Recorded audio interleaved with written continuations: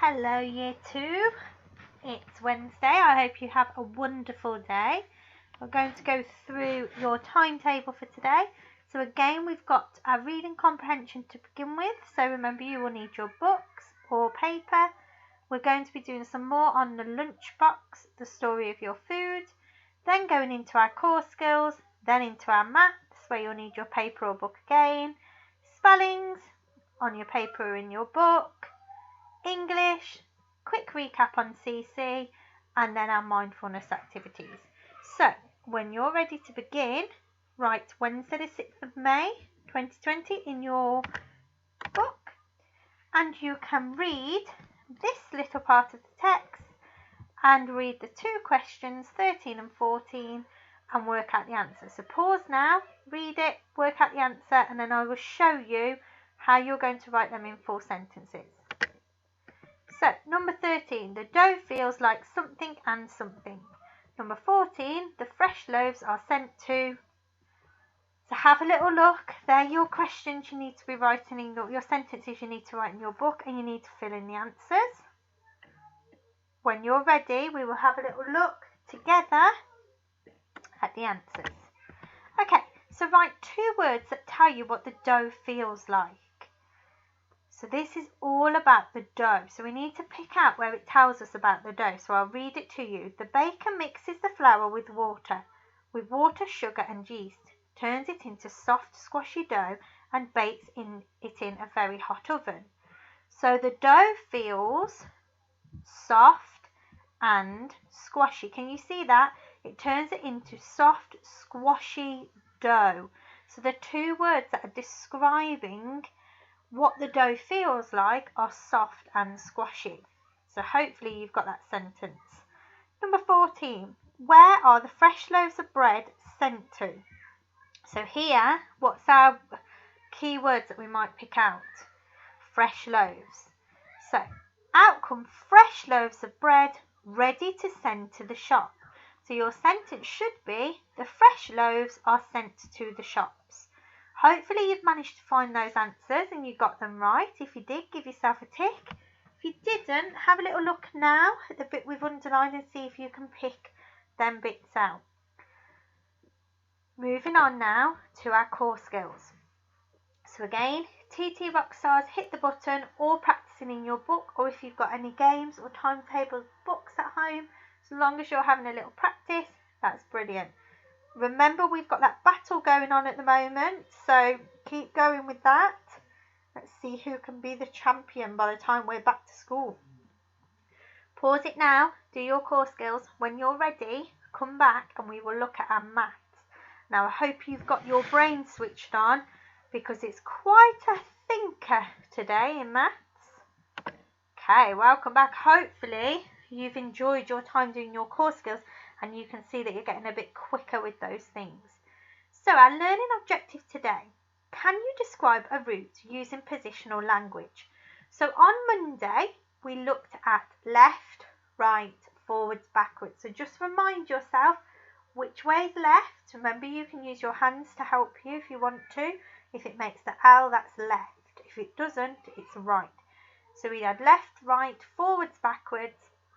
And then yesterday, what were we looking at yesterday? That's right, we were looking at different types of turns. So we can do clockwise, which is the way of the clock. You can do anti-clockwise, and then you had a full turn, half turn, and a quarter of a turn. So your first thing I want you to do for your have a think is, how could we describe this route?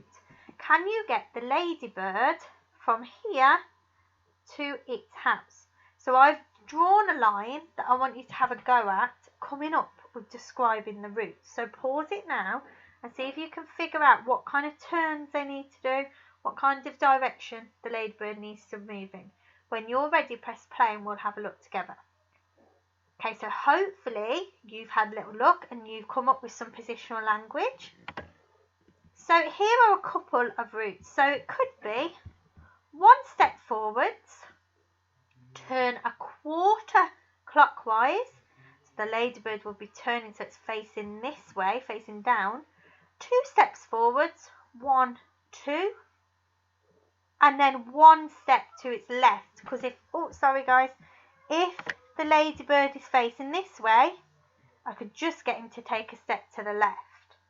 Or you could do your 1 step forwards, turn a quarter clockwise, 2 steps forwards, and when you get here, if the ladybird turns a quarter anti-clockwise, then he would be facing this way. He could then take a step forward.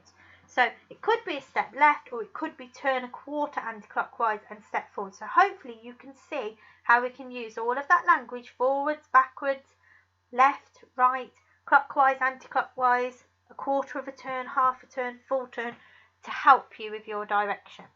So your first job is to describe the route Dennis takes to school. So Dennis is here and he needs to get to the school. So what I would like you to do is write directions to tell me what he's done. So his first one is going to take 1 step forward. Then think about, is he going to turn or is he going to take a step to the left or the right? What do you think? Then you're going to add a turn in here and so on. So pause it now. You need to write down what they're doing, okay? So you could just put F for forwards, B for backwards, and do some little abbreviations to make it easier. It's up to you. Might take you a little while, don't worry, because it's quite a big route. Press pause and have a go. Press play when you're ready and come back. Okay, so this is the way I've done it now. You might do it slightly different. So again, if you want me to check, make sure you email me a picture and I can check it for you and let you know, okay?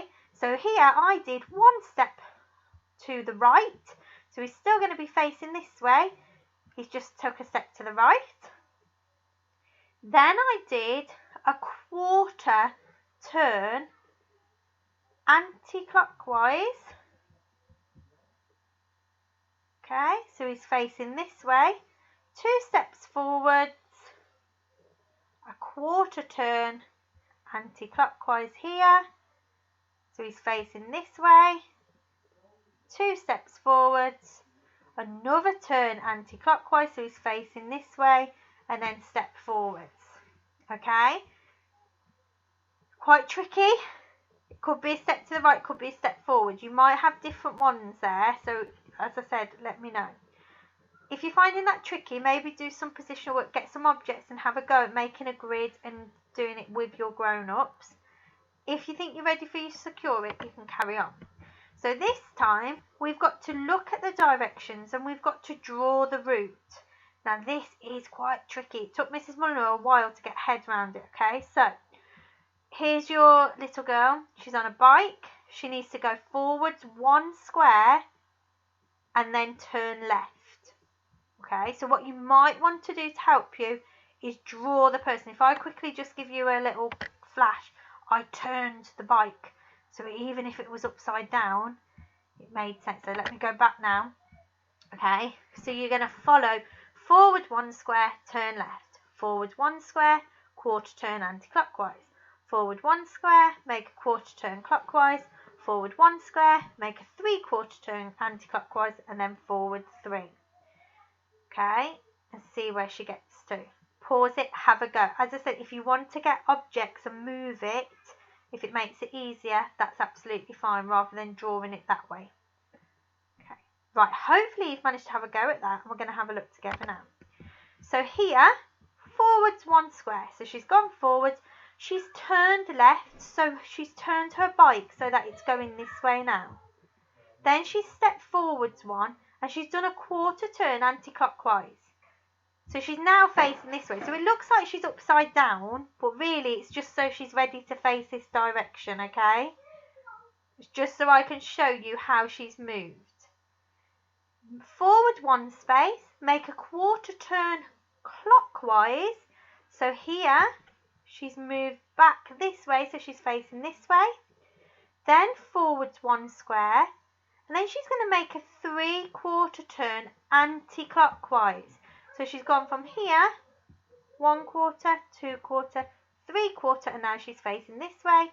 And then we've gone 1, 2, 3 steps forwards. It's quite tricky. Don't worry if you find it tricky. If you think you need to spend a bit more time working on your secure it, that's absolutely fine. Don't worry if you don't always get onto your deepen it, because we don't always get onto our deepen it in school, do we? If you've done your 45 minutes of your maths and you're still working on your do it or your secure it, that's fine. Just stop there. If you manage to get onto your deepen it, brilliant, just like we would in school. So don't feel pressured to have to do all of it. And so for your grown-ups as well, when we're in class, children don't always get onto the deepen it. The idea is that they have a chance to practice it and they do it. When they're happy with that and they can do that bit, they should then be able to apply it to the secure it. Once they're secure, they can then deepen it, so it gets gradually trickier where they're applying to a problem. So if you feel like your child needs just more and more of the do it, we would rather them get the do it and be confident on that than trying to rush through. So I hope that makes sense. Please feel free to email myself or Mrs. Upton if you want some more clarification on that. Okay, so children that are ready for it, carry on. Here's your deepen it. Is Whitney correct? A quarter turn clockwise is the same as a 3/4 turn anti-clockwise. Convince me. So that means make me believe you. So what I would like you to do now is to get an object, turn it a quarter clockwise, then get another object next to it, turn it 3/4 anti-clockwise. Is she right? Would they be facing the same way? Is it the same? Pause it, have a go, make sure you take a picture of this to show me you'll convince it, and then we'll have a look at the answers when you're ready. Okay, ready to look at the answers, guys? So, your answer could be Whitney is correct. A quarter turn clockwise is the same as a 3/4 turn anti-clockwise. So if you imagine this little girl here is facing this way, she turns a quarter clockwise, she'd be facing this way, wouldn't she? So her glasses would be down here, she'd be facing that way. Okay, let's go back now. Let's try and do a 3/4 anti-clockwise. So we go 1/4, half a turn, or 2/4, 3/4. She'd be facing this way and her glasses would be down. So it is right. So hopefully you've taken a picture of you showing me that that would be the same. Now might be a good time to have a little break. When you come back, we're going to have a little look at our spellings and our English work. So go and have a little break, and when you're ready, come back and press play. Okay, guys. So spelling words today. It's just a lesson where we're practicing our challenge words. Now, I have put on some that you already know and some new ones. So this one, spelling flowers, is draw a picture of a great big flower and write each of your spelling words on one of the flower petals or on a leaf. Draw extra flowers if you run out of room. Now I know that lots of you love to do this in class. So basically, for the grown-ups, they would draw a big flower similar to this, but a little bit different because we've not got that in the middle. They would then write last on one petal, past on another, farther on another, class and grass, and so on. It's just a different way to practice the spellings, and a lot of the children love to do this in class. I also found this one. So if you've got a die at home, some dice, or if not, you can get them online if you just type online dice to roll. I thought it was quite a nice one. So it says roll the dice and write your spelling word that number of times in the colour listed. So for example, if I roll a 2, I need to spell the word in orange and I need to write it 2 times. So I would write the word last twice in an orange crayon. If I then rolled again and I got 4, I would then need to get a green pencil and I'm going to write the word past 4 times in green and then carry on. It's quite a nice different way of doing it. What I'm going to ask you to do once you've practiced these, and remember you don't have to use any of these strategies, you could use one of the other ones that you really like. I just like to try and give you different ones each day so that you've got a new idea, just to freshen it up a little bit and make it a bit more exciting. But what I would like you to do is the one that you're finding, 1 or 2 that you're finding particularly tricky, have a go at putting it into a sentence for me. with a capital letter and a full stop, beautiful cursive writing, the best that you can do. I'm seeing lots of beautiful writing from home. And have a go at putting it into a sentence. Okay, so that's your spelling. So pause it now, have a go. When you come back, we're going to look at our English. Okay, so we've been looking at diary writing this week. So what tense do we need to use for writing a diary? Can you have a little think? What tense would it be in? So what different tenses do we have?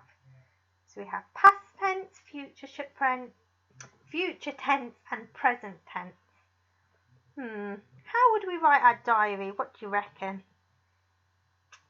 Should we have a look? Let's have a little look at this diary entry and see what it's written in. Okay. Diary of an astronaut. Monday the 23rd of June 2079, 9:15 p.m. Oh, so we've got the time there, haven't we? We always start with the time and they've done the date and the time. Dear Diary, it is day 149 of my space mission. I am missing Earth a lot today, especially trees and gravity, but even though I am homesick, I know I must continue on my important mission. First, I woke up and put on my special spacesuit. So we've got that word first in there. It is a bit lonely on the spacecraft, so next I talked to my computer and some of the robots who helped me. Sadly, they just aren't the same as people. So again, it tells us how he's feeling. It's a bit lonely on the spacecraft, so he's feeling lonely. Then I tested some of the rocks I had collected the other day on Saturn's moons. They're very interesting, but I have to wait a long time for the results. After that, I drove the spacecraft around and looked at the amazing view. There really is nothing like seeing planets from space. The colours are incredible. The most exciting thing I saw was what looked like a flying saucer zooming past one of the spacecraft windows. I was sure I saw two aliens inside, but I must be imagining things. For dinner, I ate some freeze-dried food. It doesn't look great, but it tastes okay. One more day of my mission done. I hope it's not long until I return to Earth. From Bob the astronaut. So have a little think about the tense. Look at some of them words in there, some of them verbs. What clues can we see? What tense is it in? That's right, it's in the past tense. Now we know when it's in the past tense, that means it's telling us something that's already happened. So it's not telling us about something that's going to happen. It's telling us about now and what's happened, isn't it? So what words can tell us that something's written in the past tense? Can you have a little look for some of them ED words? You might want to write them down, or you might just want to pick out one or two. Okay, so pause it now, have a little look, and when you come back, we'll find some together. Okay, so past tense. First, I woke up and put on my special spacesuit. It's a bit lonely on the spacecraft, so I talked, I tested, I collected, I drove, I looked, I saw, was, looked, and was again. Okay, so it's the past tense. So when we're writing a diary, as well as all them features, it needs to be in the past tense. Now remember, when we're writing those past tense verbs, we're adding the ed on the end. So if it sounds like it's got an id or a t at the end, it's actually the ed. So don't forget to put that ed in there. Okay. So a diary must be written in the past tense. When we write a diary, we write in the past tense. This is because we're writing about something that has already happened. Look at the sentence below. How would you change it into the past tense? I cannot sleep very well as I am so excited about my birthday party. I wake up at 5 a.m. and get dressed. So what's wrong with that sentence? How could we change it? Pause it, have a little think, and then come back for the answer. I could not sleep very well as I was so excited for my birthday party. I woke up and got dressed. So remember, it's not just them ed words. We have these ones that are irregular as well. So instead I cannot, that would be something now. Present tense, it's I could not because it was something that happened. The same with was. I was, it's already happened. Not I wake up, that's something we're going to do now. I woke up, I already did it. Get, that's something you're going to do. Got is something you've already done. Okay, so today you're going to have a little go at writing a little bit of your diary entry, making sure it's in the past tense. You might want to underline some of them ED words. And here's an example. Dear diary, today was a bit of a nothing day. Let me tell you all about it. I think I must have woke up on the wrong side of the bed. At least that's what Mom is telling me.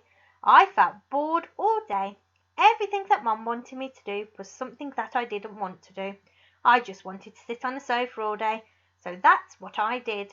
So have a go and picking out some of them ED words today and your diary about what you've done today. I can't wait to read them. Right guys, that's the end of your English and your spelling. So we've just got time now to have a little look at our CC, a little recap, and look at our mindfulness activities. So remember, you can record it in any way you want to. So it's photographs, videos, pictures, drawings, writing, whatever you want to do. There are lots of activities on there that you can look at. So hopefully you've managed to have the chance to look into some weather, which is our science topic, and also found out about the UK and the capital cities. I did put some extra links at the bottom on the plan, on the menu, which are for games and little videos and activities that you can watch, which might be interesting. There is a cooking section. I've seen some of you, so Reese had sent in when he was making his sandwiches with Mom. We've had Lola was cooking lunch with her mom for her and her brother the other day, which is fabulous to see. So try and get a mix of things in there. I've seen some nice rain gauges from William. I've seen some lovely maps from Leo, Louis. So lots of you are doing bits. Try and find an activity that you haven't done. We're not seeing as many as the CC bits, so I think there should be plenty of activities still left on there for you to do. And if you've got your own idea of other things that you can do, linking into our topics of weather and the UK, that's absolutely fine. Okay, mindfulness challenges today. So I found 2 more. I really like these ones. Okay. So the first one, mindfulness activity card. Close your eyes and spend 1 minute thinking about the happiest day of your life. And try to remember as much about that day as you can. So at some point today, just find yourself a space in the house where it's nice and quiet. It's really important that it's quiet so you can concentrate. Might be your bedroom, it could be the garden if it's not raining.